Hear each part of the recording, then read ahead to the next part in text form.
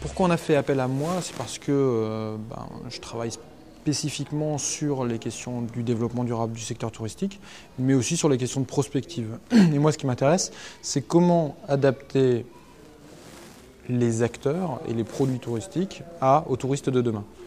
Je suis intervenu en binôme avec Sylvie Barrère d'Atout France. Elle a présenté l'étude Atout France de 2010 et moi j'ai complété en fait avec des études plus récentes.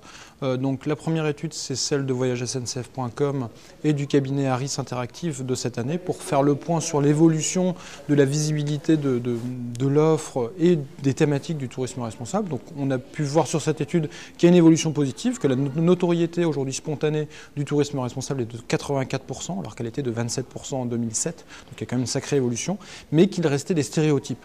Trop cher, l'offre pas assez visible et aussi un peu des stéréotypes qui sont en train d'évoluer comme par exemple le fait que pour 61% des personnes interrogées, le tourisme responsable se trouve en campagne. Donc on est en train d'avoir une évolution vers le tourisme rural. Les autres études, c'était celle du groupe Accor qui a fait une étude très intéressante, pas assez connue à mon goût, sur justement le comportement en fait, de leurs clients dans les différents pays. Et on peut voir sur cette étude des choses très intéressantes, comme par exemple le fait que les clients seraient prêts à payer plus cher pour un hôtel qui s'engage dans le développement durable.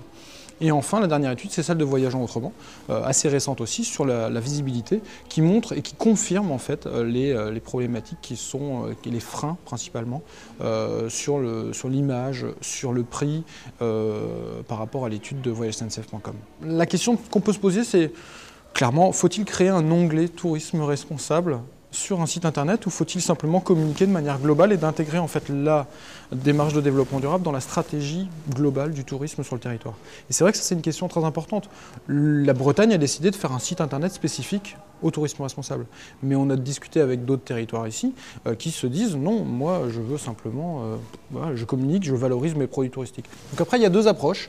Soit aujourd'hui on décide de communiquer sur ce marché spécifique, ou bien on décide de le faire plus globalement et de capitaliser sur vraiment les patrimoines forts, ou par exemple, là on a discuté avec l'île de Groix par exemple, ou Belle-Île, qui vont communiquer de manière globale parce qu'en fait, le tourisme durable, c'est le tourisme chez eux, ça intègre directement au territoire. Donc c'est aussi de leur apporter des solutions par rapport à ce lien entre les actions développement durable qui sont menées sur le territoire et les produits et la mise en tourisme de ces actions-là. C'est étonnant de voir autant de collectivités publiques, plus de 150 personnes présentes dans une salle, intéressées par le sujet pour rester toute une journée. C'est même pas une demi-journée de travail, c'est toute une journée.